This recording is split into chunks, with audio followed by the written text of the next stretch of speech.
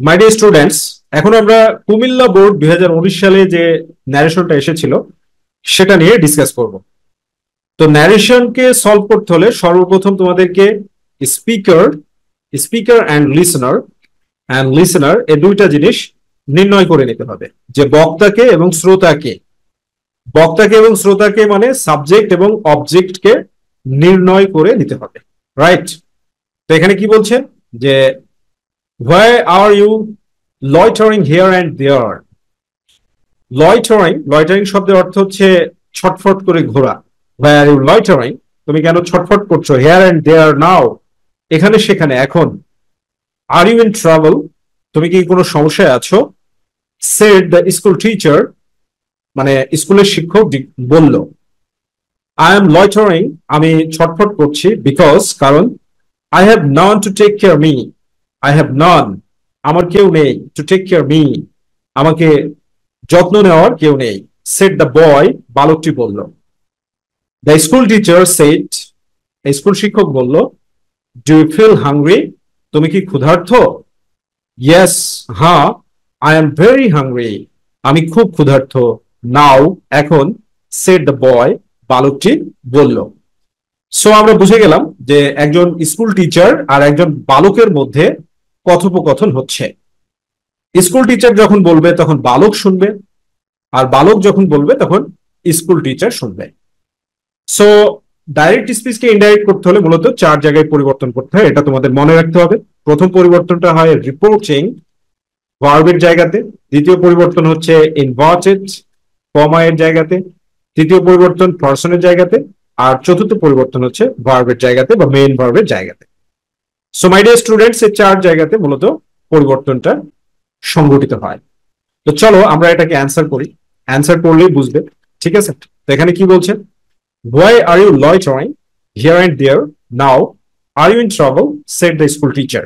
তারপরে school teacher প্রশ্ন করছে। তো সেন্টেন্স যদি ইন্টারোগেটিভ হয় তাহলে রিপোর্টিং ভার্ব হয় হচ্ছে asked। তাহলে আমরা কিভাবে শুরু করতে পারি?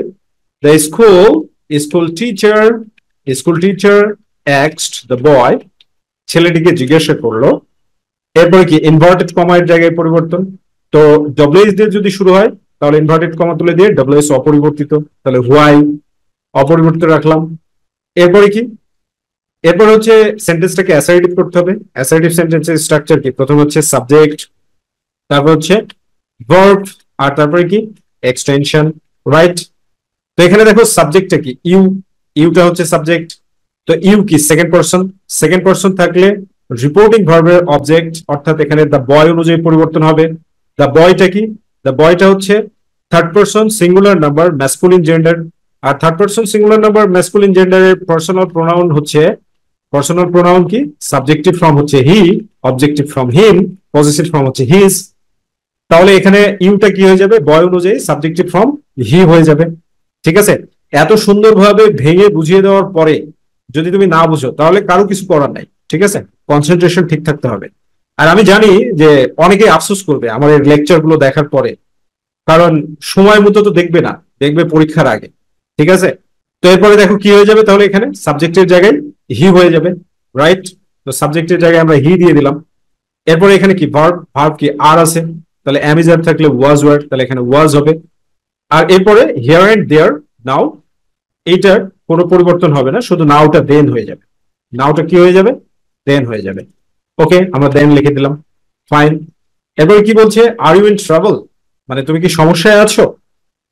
তো আবার এন্ড, আবার ইন্টারোগেটিভ সেন্টেন্স, তাহলে ইনভার্টেড কমা তুলে দিয়ে ইফ বা ওয়েদার, ডাব্লিউএস দিয়ে শুরু না হলে, তাহলে ইফ, তারপরে সাবজেক্ট কি? ইউ আছে। ইফ হি, অ্যামিজার থাকলে ওয়াজ ওয়ার, তাহলে ওয়াজ ইন ট্রাবল, তার কি কোনো সমস্যা ছিল? ওকে, এরপরে কি বলছে? আই এম লয়টারিং, আমি ছটফট করছি বা ঘোরাফেরা করছি, বিকজ, কারণ I have none to take care me, said the boy. তাহলে বালকটা কি উত্তর দিচ্ছে, তাহলে উত্তর দিলে কি হবে? The boy replied, the boy replied that. তাহলে আই আছে, আই থাকলে ফার্স্ট পার্সন থাকলে সাবজেক্ট অনুযায়ী, তার মানে বয় অনুযায়ী এখানে পরিবর্তন হবে। তো বয় কি? বয় হচ্ছে third person singular number masculine gender.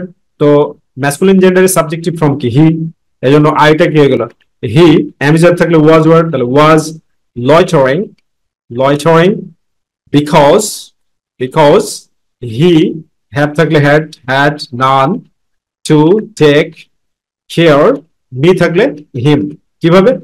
এটা হচ্ছে ফার্স্ট পারসন, ফার্স্ট পারসন থাকলে কি অনুযায়ী পরিবর্তন হবে? বয় অনুযায়ী।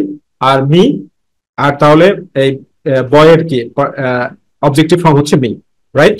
ওকে ফাইন। এরপরে দেখো, the school teacher said do you feel hungry.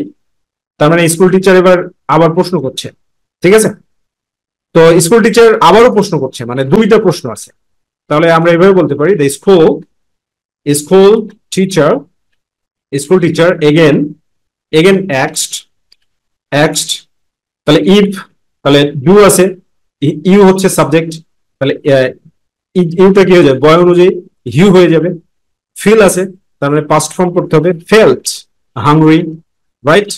Hungry মানে সে কি ক্ষুধার্ত অনুভব করছে কিনা বা ক্ষুধা আছে কিনা। এবার বয় কি বলছে? Yes I am very hungry now shed the বয়। তো ইয়েস থাকলে কি হবে? ইয়েস থাকলে হচ্ছে রিপ্লাইড অ্যাফার্মেটিভলি, তাহলে অ্যান্সারটা কি হবে?